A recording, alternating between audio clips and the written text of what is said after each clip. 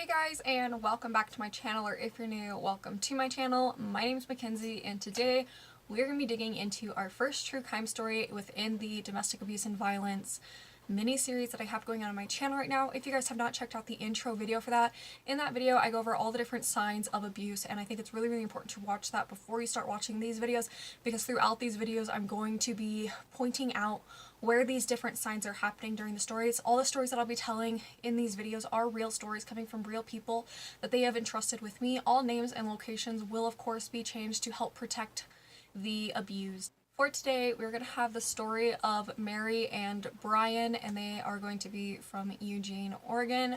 Like I just said, everything isn't real name and location wise, so please don't read too much into those names because they're totally different than the real names of the people in these stories. I'm also wanting to do today's video a little bit differently, and you'll see what I mean as we go through the video.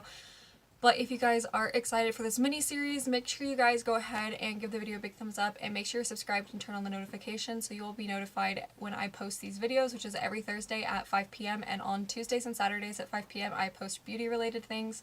So let's go ahead and jump into it.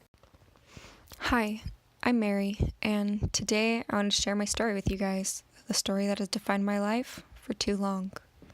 I was 14, a freshman in high school, too young and too naive to understand what was about to happen in my life. Social media wasn't as big as it is now, but it was still pretty big. I got a friend request from a guy whose name I didn't recognize, Brian Michaels. We had a couple mutual friends, and I figured it was harmless, so I accepted it. A couple days pass, and it's not even something I thought about, just another accepted friend request. Then I get a message from Brian. He was asking if he knew me from somewhere, and we began to talk. Messaged every day for a few weeks, and we decided it was time to meet. He came over to my house for dinner, met my parents. I was so thrilled. A boyfriend. That's what he was becoming. And I was young and oh so blind. But Brian was 17. He had that appeal of dating an older guy. So really my parents weren't too thrilled about their young daughter barely getting into high school, dating someone who was going to graduate soon. I told them it was okay though, that he was a good guy, and they trusted me, trusted my instinct, trusted I wouldn't allow myself to get into a bad situation. So they let me date him, and that all started in February of 2011. But by the time Brian turned 18 rolled around, in just a few short months, our relationship wouldn't be legal, and we knew that, but that didn't stop us. The relationship started to get intense, like really intense. He would take my phone and text my friends, all the guy friends I ever had. He was so possessive of things that were mine. At first I thought he was just joking, thought it was cute. Now I know it was so much more. The guys he would text from my phone I had been friends with for years. I didn't have an interest in them, but Brian wanted to make sure I really didn't. He would text them snide things, make sure they knew I was taken at all points of the day, that I was his property. I was 14. I thought this was sweet. I thought, wow, he's so protective over me. I thought this was him caring. Another month and our relationship goes by, and Brian invites me to dinner. My parents let me go. But little did I know that Brian had no dinner plans. He persuaded me into sexual acts that 14-year-old me wasn't ready for. Did I consent? Yes. Was I old enough to? No. Would I have done it if he hadn't told me this is how you prove your love? No. As time went on, the abuse progressed. I always noticed that the things Brian did to me bothered me, but I was too excited to have a relationship that I refused to see the truth. He would make plans for me constantly, not with me, for me. As a teenager, of course I wanted to go hang out with my girlfriends, go walk through the mall, get a coffee, hang out. But Brian didn't like when I did that. If I went a single day without seeing him, he would make me feel guilty about it, like that meant I didn't care about him. When Brian and I were together about 6 months, I moved to Washington for my sophomore year, and believe it or not, that made things even worse.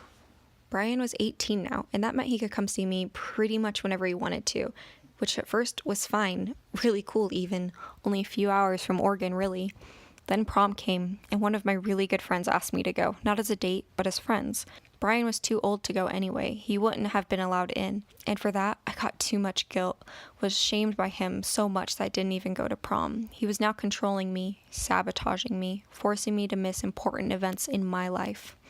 Then Brian started to message the people I went to school with, and I mean people, not just my friends, but anyone he could find that went to the same school, just to check up on me, make sure I wasn't talking to anyone he wouldn't approve of, make sure I wasn't cheating. That's why I started getting weird stories from him. The stories that make you wonder, why are you even telling me this? He told me a story that he went down to the river and he ran into a girl he had gone to school with, that he held her towel for her, she got naked, and he ended up having dinner with her. The story was broken. I was confused. Back then, I thought this was him coming clean about cheating on me, but he swore to me, promised me, that that wasn't the case at all. Later, I learned he did indeed cheat. Once he told me the story, it really bothered me, as it should have, and that was the first time I tried to break up with him, but he insisted I stay. A week goes by and he's on my doorstep, begging me not to leave him, and I was dumb. I took him back. Now, I'm 15. My home life was shit, to say the least. My mother was on drugs, and I was getting heavily bullied at school, mostly because of my stalker boyfriend who would use people to keep tabs on me and on others. He made everything so much more difficult. Months pass by. My depression worsens. I had no one. I was alone. I didn't trust my family. I didn't have friends anymore because of Brian, and I wasn't so sure I could even trust him anymore. At this point in time, I didn't have a phone anymore. I didn't have internet besides at school. I felt completely secluded from the world around me. That's when I decided to kill myself. When it was so bad that I felt that was the only possible answer. I tried to. I failed. I told an internet friend, Max, about it. I told him I was going to do it again, and I was going to do it right. He talked me out of it. He was there for me. He became the one person I felt I could go to without a mass amount of judgment. During that time, Brian and I were only talking maybe once or twice a day, but that didn't mean him keeping tabs on me stopped. During the times we barely talked, they were actually increased. Then Brian came up again. My mom let him stay the night, but he had to stay downstairs. And for reasons I'll never understand, she made me keep my phone downstairs too. So Brian took the opportunity any possessive boyfriend would. He went through my phone, through everything. He read my messages with Max and confronted me that morning about it. Told me Max had sent him the screenshots of our conversation. But I knew Max wouldn't do that. It wasn't as if I was cheating on him or even flirting with Max. He just made me feel safe, a little less alone. Since I knew Max wouldn't have done that to me, I called Brian out for going through my phone. And really from that point on, my mental state just deteriorated. Any progress I had made on my depression had vanished. About a year goes by, and I have a decision to make: move to Salt Lake with my drug addict mother, or move back to Oregon and live with my dad. At this time, my dad didn't really have his own place. He was going to nursing school and staying with my uncle, but my uncle was about to sell his house. But I picked my dad. And we stayed at my uncle's for as long as we could. That lasted a few months, and then we didn't have a place to go. My dad started dating this lady. She was a widowed millionaire, and she let us move in. My dad was still so obsessed with my mother, though, even though they were legally separated. And I was so messed up from what she put me through in Washington. Then his new girlfriend, Paige, started treating me terribly. I was the almost stepchild she never wanted. So I lashed out. I told her my dad was still in love with my mom, and that he would cheat on her. She didn't believe me, and maybe I was wrong, maybe I wasn't, but she kicked me out. Now I was 15 and had to figure it out for myself. My dad was too scared of him being homeless too, so he allowed her to make me leave. Then I was stuck with another decision: be actually homeless or live with Brian.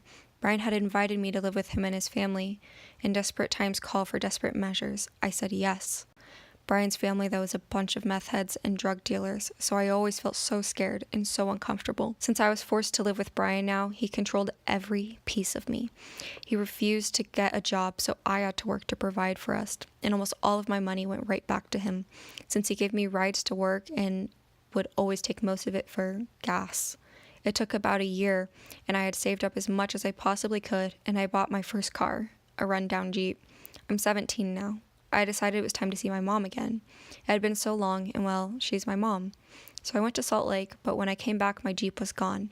Brian had forged my signature and sold my own vehicle right from under me. Said it was broken, so we got rid of it. But I knew I had just gotten it tuned up. I knew it was running fine. Several times I had tried to break up with Brian. I was so tired of being treated this way. But every time I tried, he would tell me he was going to kill himself, and so I'd stay. I didn't want to be responsible for his death. It was such a vicious cycle. He put me into so many awful and dangerous scenarios with his family. I'm 18 now. My father had left Paige. He had his own home. I had learned I had to forgive him in order to get myself out of this place, out of this situation. So slowly and oh so carefully, I started to move things over to my dad's. I didn't want Brian to notice and go through an explosive suicidal rampage. Then I did it. I was finally out. I was completely living with my dad and had cut ties off from Brian. I felt so free, like I could finally be my own person. But that's not how this story goes. I was getting coffee with my friend Holly at a really cool place in downtown Springfield. And who shows up besides Brian? How did he know I was there? It didn't make sense at all. To this day, I don't know how he knew. He comes inside and tells me, "Come on, let's go." I was embarrassed and honestly scared shitless. My friend didn't know much about Brian, so she let me go. I apologized to her and went with him. He told me he had plans for us and honestly was being overly nice. So I began to rationalize things in my head, saying like, okay, maybe he changed. But if he really changed, would he have stalked me to a coffee shop and forced me to leave? We show up in Florence, a little beach town a couple hours from Eugene. He takes me to lunch and we walk along the shops. No big deal, really. We walk out of a store and the absolute craziest thing happens. Brian gets down on one knee and he proposes to me. Again, I was in shock and complete embarrassment. We had been broken up for months at this point. There were literally people everywhere staring at us. So out of guilt, I said yes. The next day, I returned the ring to him. I knew I didn't want to marry that monster. And another suicide break came that day. And this is the time he made me believe I had something mentally wrong with me. Brian ran outside and locked himself in his garage, screaming he was going to do it. He was going to kill himself. I was banging on the door, begging him not to do it, crying, pleading for an hour. I couldn't do it anymore. I thought he died. I walked inside, and there he was, on his bed, looking at his phone. I was in tears. I was completely fucked up, thinking he had killed himself and I needed to find out how to get a hold of someone. And he played it off like I made the whole thing up, that he had been in his room the entire time. I was confused. I mean, I didn't hear him leave the garage. I was at the door and didn't see him leave the garage. So maybe he was right. Maybe I was crazy. I honestly started to believe that I had something wrong with me, that I was hallucinating. Maybe I was schizophrenic. Later, I learned that he went out a garage window on the other side and went into the back door of his house. I broke away from him again. This time, though, he showed up at my house with flowers and soup. We had been broken up almost a year, and I had been seeing someone new. He tried to rape me that night. I told him if he ever touched me or contacted me again, I'd call the cops. And that was really the last time I heard from Brian. I stayed because I thought I could change him, that he really loved me. He made me feel as I should support him, since he allowed me to live with him and his family. To this day, I still struggle with the damage Brian caused. I try to grow through it, to remember people aren't him, and that a normal person won't treat me that way. Every time I go back to Eugene, I'm scared I'll run into him. I'm scared he'll find me. Always scared. The girl after me was abused by him too. She reached out and realized we had very similar stories. She was 17, and at this point, he was about 25. She got out of it. I'm so glad I could help her. Now, he's with another young girl. She just graduated high school. He loves to prey on young, ignorant girls. Dating an older guy is so exciting when you're young, and that's how he manipulates you. He has his hooks in her, though. The girl I helped tried to help the new girl, but she didn't believe her. Brian called us his obsessed psycho exes, and so far she has believed him. And maybe he has changed, but as we all know, abuse is such a vicious cycle. Thank you guys so much for watching. I hope you guys really learned a lot from the story of Mary, and more so, just really seeing the signs and how it can really manipulate you and change how you are inside. So if you guys wanting to see next week's episode, make sure you guys go ahead and like the video and subscribe down below and put on the notification so you can see when I upload next Thursday at 5 p.m. Thank you guys so much for watching. I'll see you guys next time. Bye.